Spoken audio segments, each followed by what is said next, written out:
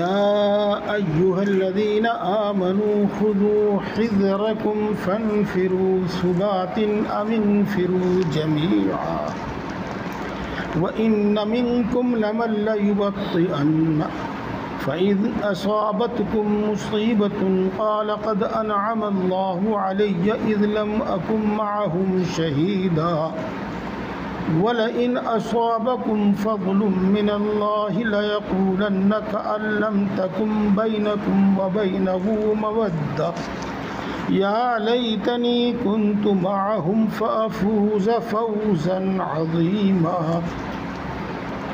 صدق اللہ العظیم۔ دوستو، 2 ہفتے سے آپ سماعت فرما رہے ہیں کہ ان آیات میں جہاد کا ذکر ہے اور آگے بھی کافی دور تک یہ سلسلہ جاری رہے گا۔ تاکہ ان آیات کا مطلب ہم اچھی طرح سمجھ سکیں، میں نے آپ کو بہت تفصیل سے کچھ بات سمجھائی تھی۔ وہ سب کی سب یاد نہ ہو تو کچھ نہ کچھ یاد ہوگی، کچھ بھی یاد نہ ہو تو انشاءاللہ اب میں جب بتاؤں گا تو آپ کو وہ باتیں یاد آ جائیں۔ ان میں سے پہلی بات یہ ہے کہ جہاد کا جو حکم ہے وہ حکومتی اور ریاستی حکم ہے۔ اس سلسلے میں کوئی بھی فیصلہ حکومت لے گی، امیر المومنین لے گا، عوام نہیں لیں گے۔ ایک تو یہ بات یاد رکھیے گا۔ اس کے بعد چونکہ جیسے کہ میں نے عرض کیا تھا، آپ کو یاد ہے کہ بچے کی پیدائش سے لے کر اور بڑھاپے تک اور موت تک اور قبر تک کے تمام احکام اللہ رب العزت نے دین میں، شریعت میں بیان فرمائے ہیں، تو جہاد کا بھی حکم بیان فرمایا۔ اس طریقے سے حکومت کے بہت سارے قاعدے قانون قرآن پاک میں بیان کیے گئے ہیں، اس لیے جہاد کا حکم بھی قرآن پاک میں بیان کیا گیا۔ ان سے ہم کو بہت باتیں سمجھ میں آئیں گی انشاءاللہ العزیز۔ اب آپ سماعت فرمائیے۔ اے ایمان والو، احتیاط کا پہلو اختیار کیا کرو۔ یہ میں نے آپ کے سامنے ایک ترجمہ کیا اور بالکل صحیح ترجمہ کیا، اور انہی الفاظ کا ایک دوسرا ترجمہ بھی ہے۔ وہ اگرچہ صورت میں الگ ہے، لفظوں میں الگ ہے، لیکن حقیقت میں وہ بھی مطلب یہی رکھتا ہے۔ اے ایمان والو، جب تم نکلا کرو تو ہتھیار ساتھ لے لیا کرو۔ یہ دونوں باتیں اور دونوں ترجمے علماء کرام نے ان کے اس جملے کے، اس آیت شریفہ کے لکھے ہیں۔ ہمارے حضرت مفتی شفیع صاحب رحمۃ اللہ علیہ کی ایک کتاب ہے، معارف القرآن اس کا نام ہے، بہت اچھی تفسیر ہے۔ اس میں حضرت شیخ الہند حضرت مولانا محمود الحسن صاحب گنگوئی، محمود الحسن صاحب دیوبندی رحمۃ اللہ علیہ کا ترجمہ ہے، حضرت تھانوی رحمۃ اللہ علیہ کی تفسیر کا خلاصہ ہے، اور پھر مفتی صاحب نے اس کی بہت ساری تفصیل بھی فرمائی ہے۔ حضرت شیخ الہند نے اس کا وہ ترجمہ کیا جو میں نے بعد میں کیا ہے کہ وہ ہتھیار لے لیا کرو، اور حضرت تھانوی رحمۃ اللہ علیہ نے اس کا وہ ترجمہ کیا جو میں نے پہلے کیا تھا، یعنی احتیاط کا پہلو اختیار کیا کرو۔ حاصل دونوں کا ہے۔ دیکھو، ہتھیار ساتھ لے کر چلنا یہ بھی احتیاط کی بات ہے، اور صرف ہتھیار ہی نہیں بلکہ احتیاط میں جتنے بھی پہلو ہو سکتے ہیں، جتنی بھی صورتیں ہو سکتی ہیں، وہ سب آ گئی۔ اور ہمیں کوئی بھی کام کرنے کے واسطے، کوئی بھی کام کرنے سے پہلے، چاہے وہ جہاد ہو، جنگ ہو یا کوئی اور دوسرا کام ہو، احتیاط کا پہلو سامنے رکھنا چاہیے، اور احتیاط کا پہلو سامنے رکھنا فرض ہے اور ضروری ہے۔ اسی طریقے سے آگے جہاد کا حکم ہے اور سب سے پہلے ہتھیار رکھنے کا حکم ہے. یہ بغیر ہتھیار نہیں لڑا جائے گا، ہتھیاروں کے ساتھ لڑا جائے گا. پیارے بھائیوں، میرے لیے یہاں بیٹھ کر ایک مشکل ہو جاتی ہے کہ وہ سب پہلو آپ کے سامنے رکھوں تو بات لمبی ہو جاوے اور آپ سمجھ نہ پاویں. جی ہاں، اور آدھی ادھوری بیان کروں تو شاید کچھ دماغ میں الجھن رہ جائے، غلط فہمی پیدا ہو جائے. تو دیکھو بہت ساری صورتیں ہیں، ہر صورت کا الگ الگ حکم ہے، الگ الگ حکم ہے، اور وہ جیسے حالات ہوتے ہیں امیر المومنین اس کے مطابق حکم صادر فرماتا ہے اور اسی پر عمل کیا جاتا ہے. یہ ہے، یہ بھی بات ہو گئی.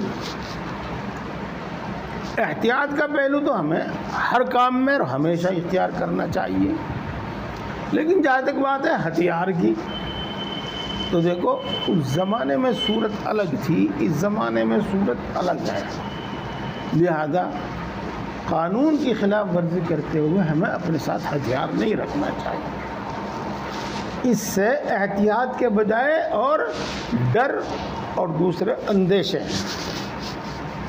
یہ بات ہے.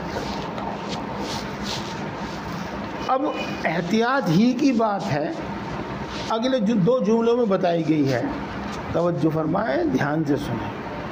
بس تم نکلو چھوٹی چھوٹی ٹکڑیوں میں یا تم نکلو بڑے ایک مجمع کے ساتھ. یہ وہی ہے احتیاط. کبھی تو مصلحت یہ ہوتی ہے کہ دشمن ہماری طاقت، ہماری افرادی طاقت، ہمارے لشکر کی تعداد کو دیکھے اور اس پر رعب پڑے، اس لیے پورا بڑا مجمع ایک ساتھ ہو کر نکلے. اور کبھی اس کی مصلحت یہ ہوتی ہے کہ دشمن کو ہمارے نکلنے کی خبر نہ ہو، اس لیے چھوٹی چھوٹی ٹکڑیوں میں نکلیں، اس کو یہ بھی پتہ نہ چلے کہ یہ جہاد کے لیے نکل رہے ہیں یا کسی اور کام کے لیے نکل رہے ہیں. تو احتیاط کا جو پہلو ہے وہ اختیار کیا جائے. یہ بات آگے، اور امید ہے جتنی بات میں نے آپ کو بتائی اور جن الفاظ میں بتائی یہ آپ کی سمجھ میں آ گئی ہوگی خوب اچھی طرح. یہاں ایک دوسری بات بھی آپ سمجھ لیں گے، انشاءاللہ ضرور سمجھ لیں. ہمارے جوشیلے شاعر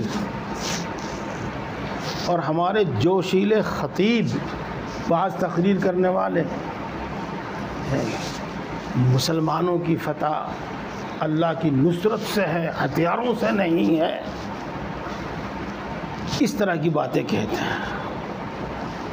بات وہ بھی اپنی جگہ پر صحیح ہے، بات وہ بھی اپنی جگہ پر صحیح ہے، لیکن ان آیات میں جو صاف صاف کہا جا رہا ہے وہ بھی اپنی جگہ پر صحیح ہے. بے شک جب اللہ تبارک و تعالیٰ فیصلہ فرماتا ہے تو بغیر ہتھیاروں فتح ہو جاتی ہے، اور جب اللہ تعالیٰ فیصلہ فرماتا ہے تو ہتھیاروں کے باوجود فتح نہیں ہوتی. اصل تو اس کے فیصلے پر ہی دار و مدار ہے، باقی اسی کا حکم ہے کہ تم ہتھیار لو. اور ایک دوسری جگہ 10ویں پارے میں ہے وَأَعِدُّوا لَهُم مَّا اسْتَطَعْتُم مِّن قُوَّةٍ مِّن رِّبَاطِ الْخَيْلِ تُرْهِبُونَ بِهِ عَدُوَّ اللَّهِ وَعَدُوَّ لَكُمْ. جتنے ہتھیار جمع کر سکتے ہو، جتنی طاقت جمع کر سکتے ہو، پوری طاقت جمع کرو اور اپنی اس طاقت سے اللہ کے اور اپنے دشمنوں کو ڈراؤ. یہ 10ویں پارے میں ہے. تو ان سب باتوں کو اگر ہم ملائیں گے تو پھر وہی بات جو بار بار علماء کرام آپ کو بتاتے ہیں کہ اسباب اختیار کرو، اعتماد اللہ پر رکھو، اسباب اختیار کرو اور بھروسہ اللہ پر رکھو. یہ ہے، اس میں بڑی مصلحت ہے. جب بھروسہ اللہ پر ہوتا ہے تو تھوڑے سامان، تھوڑے اسباب، تھوڑے ہتھیار کے باوجود ہمت نہیں ہارتا آدمی. اور جب بھروسہ اللہ پر ہوتا ہے تو یقیناً اللہ کی نصرت بھی آتی ہے. یہ بات اب آگے چلتا ہے. اگلی بات سننے سے پہلے، ترجمہ سننے سے پہلے آپ ایک بات سنو، اور بہت اصولی بات ہے، بہت ادب سے بیٹھو بھائی، تفسیر ہے قرآن پاک کی.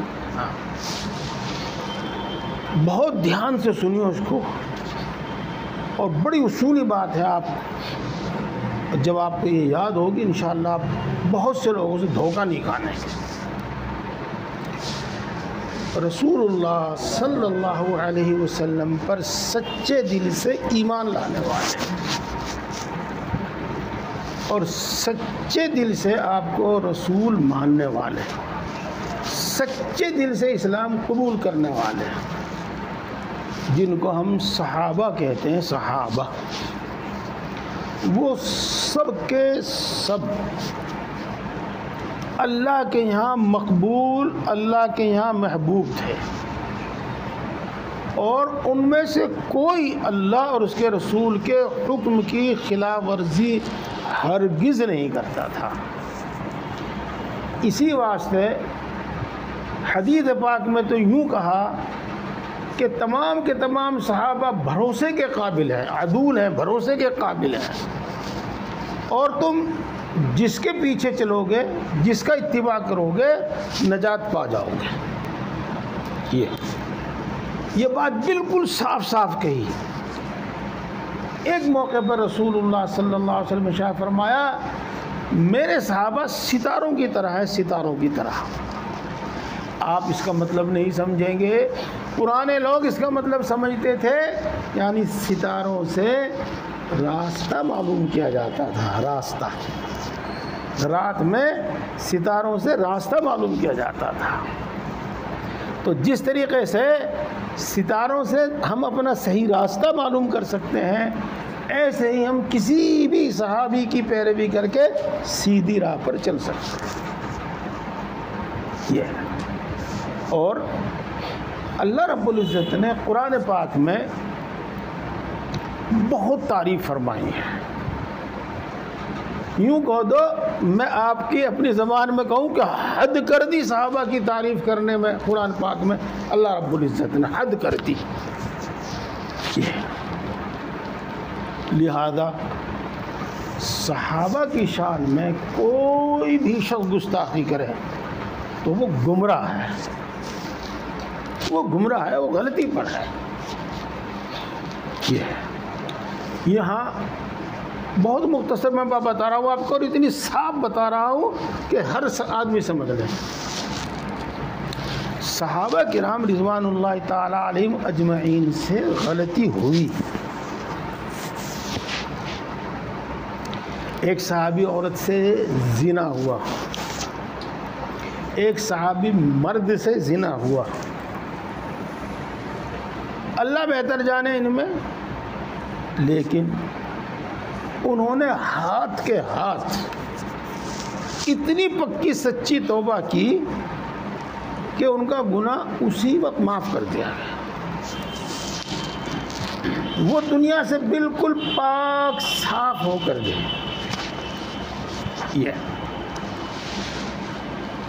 اس سلسلے میں آپ کو ایک حدیث سناتا ہوں. حدیث جس عورت کا میں نے آپ کے سامنے ذکر کیا کہ ان سے زنا صدور ہو گیا تھا، زنا کا لمبا قصہ ہے، وہ بات بہت دور تک پہنچ جاتی ہے.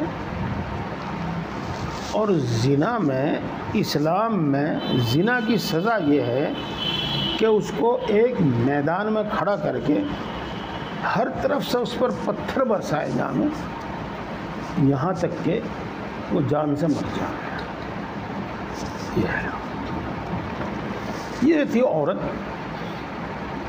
اس پر اسی طریقے سے پتھر برسائے گئے. ایک پتھر اس کی کنپٹی پر لگا اور اس کا فوارہ چھوٹا، فوارہ ہوا اور ایک صحابی کے کپڑوں پر آ کر اس کا خون گرا. انہوں نے کہا، جیسا کہ ہماری اردو میں کہتے ہیں، ہاں اے تیرا ناس ہو جا، تو نے یہ ایسی حرکت کی ہی تھی کیوں؟ یوں کہا. یہ الفاظ رسول اللہ صلی اللہ علیہ وسلم نے سن لیے تو رسول اللہ صلی اللہ علیہ وسلم نے کیا ارشاد فرمایا؟ نا اس کے بارے میں کچھ مت کہو. اس نے ایسی توبہ کی ہے، اس نے ایسی توبہ کی ہے کہ سارے مدینے والوں کی مغفرت کے واسطے کافی ہے.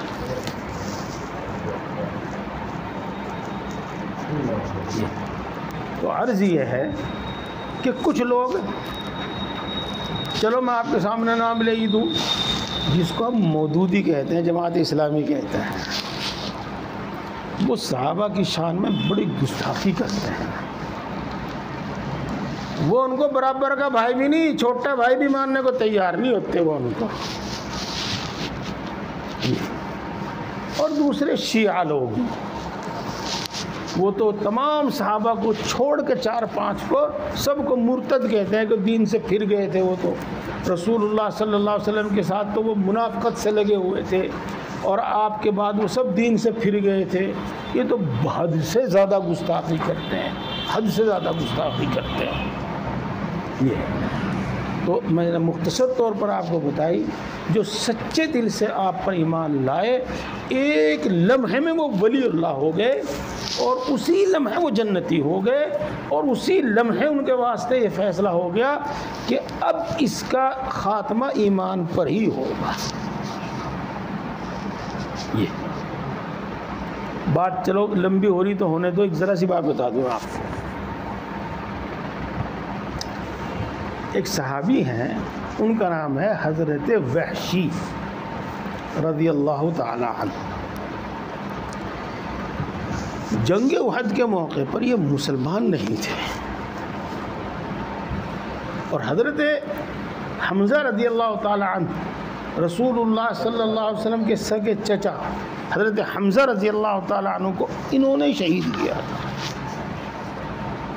انہوں نے ان کے ناک، کان، ہونٹ وغیرہ کاٹے تھے اور انہوں نے ہی ان کا سینہ چاک کر کے اس کا دل، گردہ، کلیجہ نکال کے دیا تھا ابو جہل کی بیوی کو. اس نے وہ چبایا تھا. اب ظاہر بات ہے، دیکھو کہ رسول اللہ صلی اللہ علیہ وسلم کے لیے یہ کتنی تکلیف دہ بات ہے. لیکن فتح مکہ کے موقع پر حضرت وحشی رضی اللہ تعالیٰ عنہ حاضر خدمت ہوئے اور سچے دل سے اسلام قبول کیا، سچے دل سے اسلام قبول کیا. رسول اللہ صلی اللہ علیہ وسلم نے ان کا اسلام قبول اور منظور فرمایا،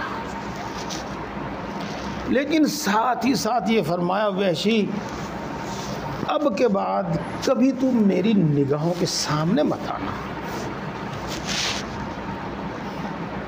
اب کے بعد تو کبھی میری نگاہوں کے سامنے مت آنا. تجھے دیکھتے ہی مجھے اپنے چچا کا غم یاد آ جاتا ہے، وہ غم تازہ ہو جاتا ہے. تو دیکھو، اطاعت اس کا نام ہے، اطاعت اس کا نام ہے کہ اس کے بعد رسول اللہ صلی اللہ علیہ وسلم کے سامنے نہیں آئے. ہم حضرت وحشی بالکل نہیں آئے، کبھی نہیں آئے، آمنا سامنا ہوا ہی نہیں کبھی. اطاعت کا جذبہ ان میں اتنا تھا. تو دیکھو، ایک لمحہ کہہ لو، ایک گھڑی کہہ لو، 2 منٹ کہہ لو، 4 منٹ کہہ لو، جو بھی آپ کہو، اتنی ملاقات اور اتنا آمنا سامنا ہوا. پھر آمنا سامنا نہیں ہوا کبھی. اب اس کے بعد ایک بزرگ ہیں جن کا آپ نے بہت نام سنا ہوگا، اویس قرنی. رسول اللہ صلی اللہ علیہ وسلم کے بڑے عاشق تھے، لیکن کسی بھی وجہ سے، وہ یمن کے تھے رہنے والے، اور کسی بھی وجہ سے وہ مدینہ نہیں پہنچ سکے اور آپ کی زیارت نہیں کر سکے اور صحابہ میں شامل نہیں ہو سکے، لیکن ایسے عاشق تھے کہ جب رسول اللہ صلی اللہ علیہ وسلم کے دانت ٹوٹنے کی خبر پہنچی جنگ احد کے موقع پر، تو انہوں نے اپنے سارے دانت توڑ دیے، پتہ نہیں کون سا ٹوٹا ہوگا۔ یہ تو حضرت وحشی کا مرتبہ اویس قرنی سے بلند ہے، بلند ہے، جی ہاں۔ تو بہرحال صحابہ کا اتنا اونچا مقام ہے، تو صحابہ کی طرف سے کسی قسم کی حکم کی خلاف ورزی نہیں ہو سکتی۔ البتہ یہ یہود مدینہ میں آباد تھے اور بڑی تعداد میں یہ ایمان لائے، لیکن زیادہ تر ان میں منافق تھے، اور کچھ اور بھی تھے، وہ عربی النسل لوگ بھی، عربی لوگ بھی منافق تھے۔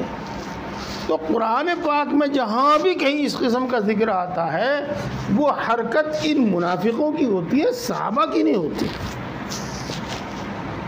اور قرآن پاک کے الفاظ آگے پیچھے غور کرنے سے خود پتہ چل جاتا ہے کہ یہ حال منافقوں کا ہے، پکے سچے صحابہ کا نہیں ہے۔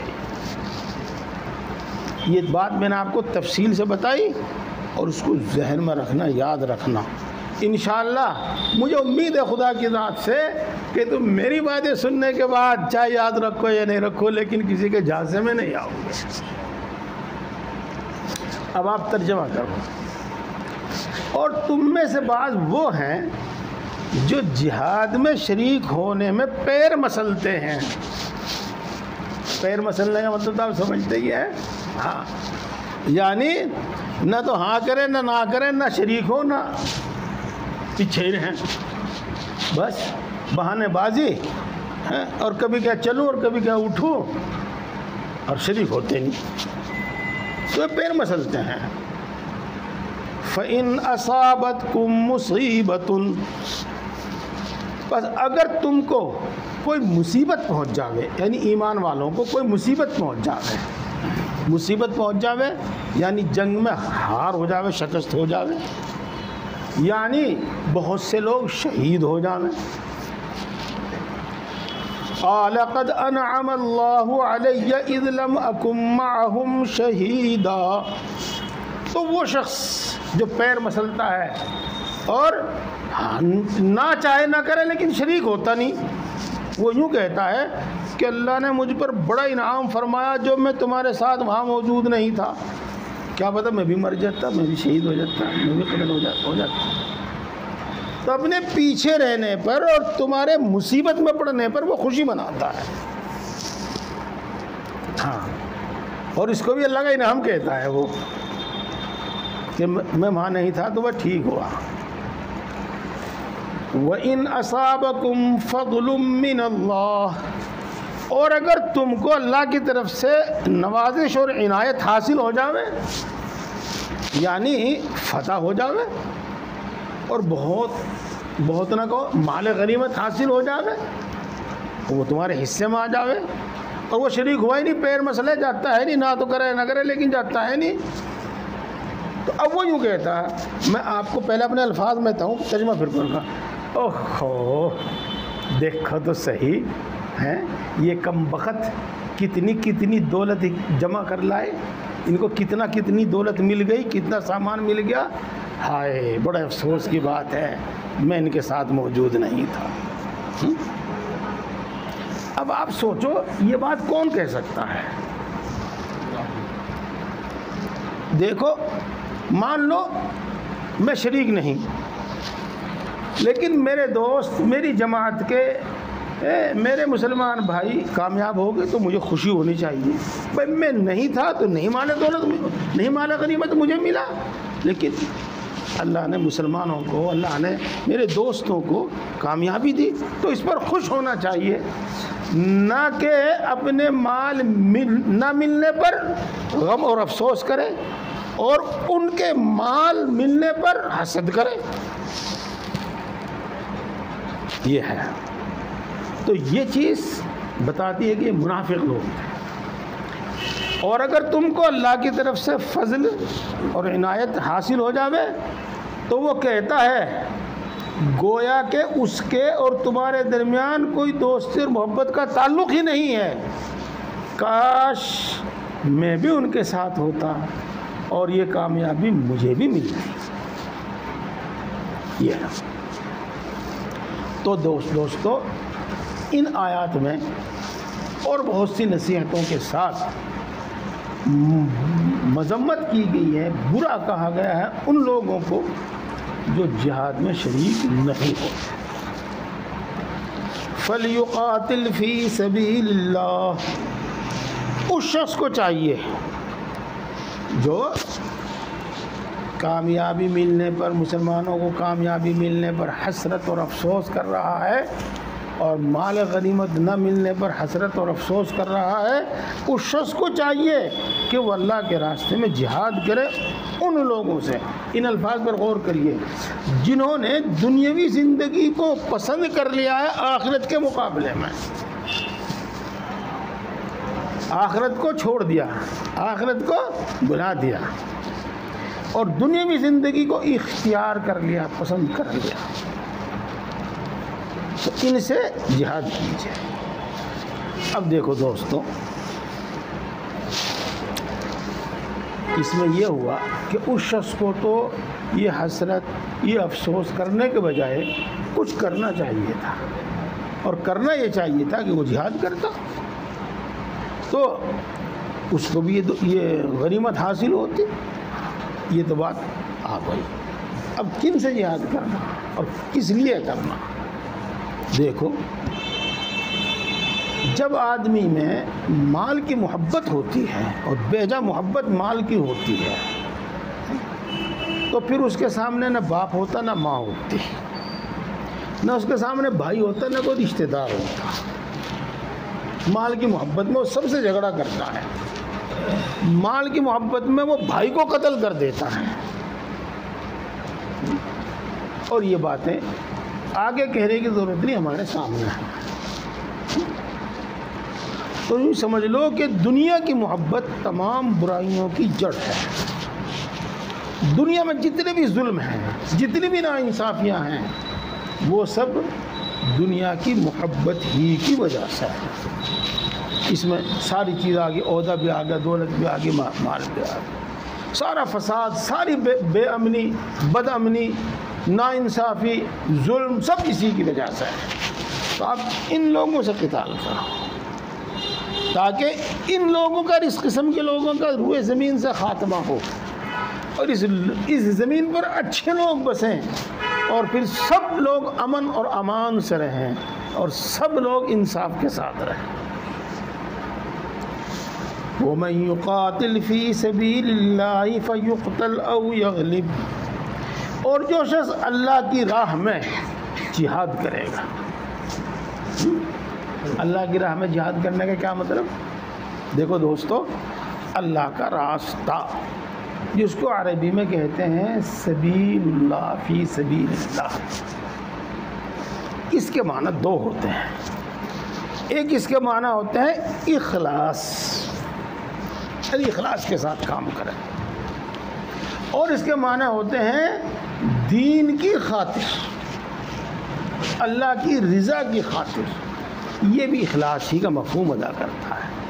تو جو شخص اللہ کی راہ میں جہاد کرتا ہے پھر وہ قتل کر دیا جاوے یعنی شہید ہو جاوے، او یغلب، یا وہ غالب آ جاوے یعنی مسلمانوں کو فتح نصیب ہو جاوے، شہید ہونے کی صورت میں بھی، شکست کی صورت میں بھی اور غلبے کی صورت میں بھی، دونوں صورتوں میں فَسَوْفَ نُؤْتِيهِ أَجْرًا عَظِيمًا، تو ہم ان کو ضرور، فسوف کا ترجمہ کر رہا ہوں ایک ترجمہ، اور دوسرا ترجمہ بہت جلدی، عن قریب، فسوف کے دونوں ترجمہ ہوتے ہیں اور دونوں معنی اس کے اندر موجود ہیں۔ عن قریب یعنی بہت جلدی، اور ضرور بڑا بدلہ عطا فرما دیں گے، اور وہ بڑا بدلہ دنیا میں بھی ہو سکتا ہے اور آخرت میں تو بالکل پکا ہے، آخرت میں بالکل گارنٹی ہے۔